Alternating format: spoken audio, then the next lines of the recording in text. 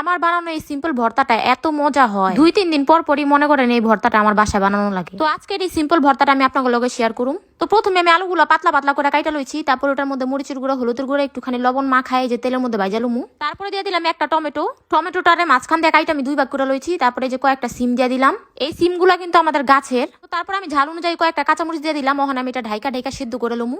আর এই সবকিছু কিন্তু তেলের মধ্যে সেদ্ধ করা লাগবো, মানে ভাইজা ভাইজা সেদ্ধ করা লাগবো, তাহলে এই ভর্তাটা বেশি মজা লাগে। আর ওখানে যেহেতু নতুন আলু বাইরেছে, নতুন আলু দিয়ে এই ভর্তাটা বানায় খাইবেন, মজার ঠেলায় আমার নাম বারবার নিবেন। আর যদি না নেন তাহলে টাকা ফেরত। তো যাই হোক গাইস, আমি আমার মজার কথা বাদ দিয়ে রেসিপিতে ফিরে আসি। তো এই যে আমি সুন্দর করে ভাইজা লইছি, ওখানে একটা আলুরে গুঁতা দিয়ে দেখলাম ভালোই সেদ্ধ হয়েছে। সবকিছু সেদ্ধ হওয়ার পর আমি চুলার আঁচটা একেবারে বাড়া দিমু, সবগুলো ওখানে তেলের মধ্যে ভালোভাবে ভাইজা লমু।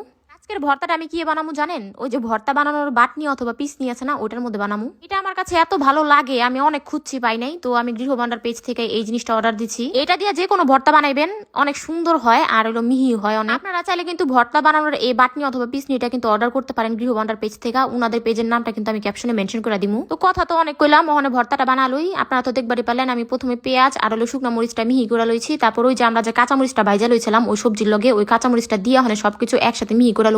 আর এই ভর্তা গরম গরম বানালে বেশি মজা লাগে। এই যে দেখেন কি গরম। আর আপনি যদি এটা হাত দিয়ে বানাবার যেতেন তাহলে কিন্তু হাতটা পুরা মানে অবস্থা খারাপ হয়ে যেত। কিন্তু এই বাটনিটার কারণে আমি ভর্তাটা কিন্তু খুব সহজে বানা লইতাছি। এই যে দেখেন মানে ভর্তার থেকে ধোয়া উঠতেছে এরকম একটা অবস্থা, কিন্তু আমার হাতে এক ফোঁটাও গরম লাগতাছিল না। আর আপনারা অনেকেই কইবার পারেন যে আমি যেটা দিয়ে গুতা গুতা বানাইতেছি ওইটা এরকম কে ভাই, এটা কাঠের জিনিস, তো এটা ধোয়ার পর এরকম কালো দেখা যাইতেছে, এটা কিন্তু কোনো ময়লা না। ভর্তাটা বানানো কিন্তু এখানে শেষ হয় না, এটার মধ্যে আরো ইম্পর্টেন্ট জিনিস দেওয়া আছে। ওইটা হলো এই যে সরিষার তেল আর এই যে ডিমটা, মানে আমি ডিমটা একটুখানি লবণ দিয়া ফেইটা তারপরে আপনার তেলের মধ্যে ভাইজা লইছি। ডিমটা এরকম করে দিলে ভর্তার স্বাদ 2 গুণ 3 গুণ 4 গুণ বেড়ে যায়। আপনারা অবশ্যই কিন্তু ট্রাই করবেন। তো আমার মনে হলো কি লবণটা আর সরিষার তেলটা কম হয়ে গেছে, গায়ের লেগে আমি আর একটু দিয়া লইলাম। এখন আমি সুন্দর করে ভর্তাটা মাখিয়ে মাখিয়ে বানিয়ে নিব।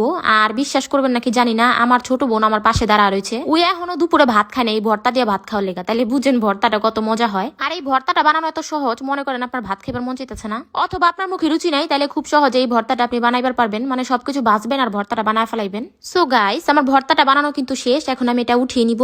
আর আপনারা তো আমার অভ্যাস জানেনি, আমি যেটার মধ্যে ভর্তা বানাই ওটার মধ্যে আমার মা খায় না খাইলে ভালো লাগে না। এই যে দেখেন ভর্তাটা কি সুন্দর লাগতেছে। তো ভর্তাটা আমি ওখানে সাইডে রেখে কয়টা ভাত নিয়ে নিমু। আর ওই যে কইলাম সাইডে আমার ছোট বোন দাঁড়া রয়েছে, কোন সময় খাইবো। তো আমি সুন্দর করে মা খায় আগে ওরা দিয়ে নিলাম। মাশাল্লাহ মাশাল্লাহ মাশাল্লাহ, ভর্তাটা এত মজা হয়েছে। তো আপনারা কিন্তু অবশ্যই ট্রাই করবেন। তো একটুখানি খাওয়ার পর আমার ছোট বোন কইতাছে আরো খাইবো, তো এর লেগে আমি আরো করে ভাত নিয়ে নিলাম। তো আজকের এই ভিডিওটা এই পর্যন্ত ছিল। কার কাছে কেমন লাগলো অবশ্যই কমেন্ট করে জানাবেন। তো আজকের জন্য আল্লাহ হাফিজ, বাই বাই।